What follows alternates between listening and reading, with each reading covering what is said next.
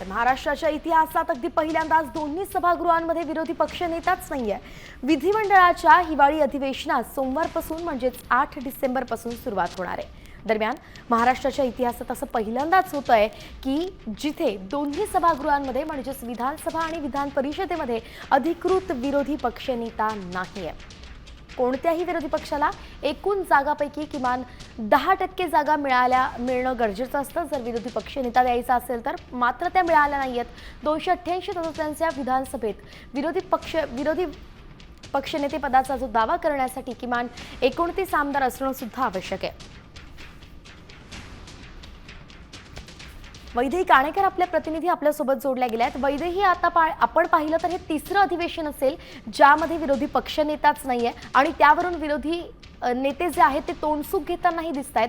तरीही सरकार कुठल्याच पद्धतीने हालचाल करताना दिसत नाहीये। या अधिवेशनात तरी विरोधी पक्षनेता द्यायला नेमकं काय अडचणी आहेत?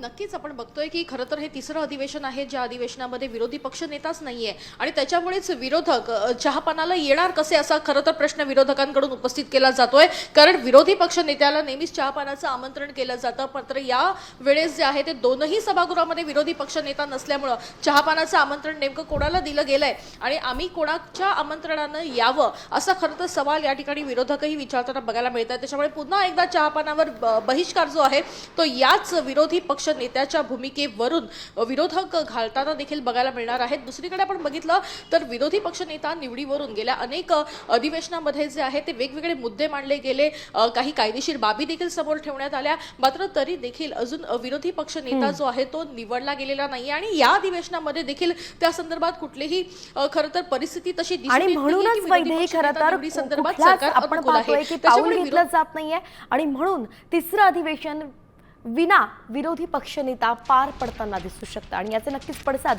विधान परिषदेत विधानसभेत सुद्धा अधिवेशनादरम्यान उमटताना दिसतील। धन्यवाद सविस्तर अपडेटसाठी।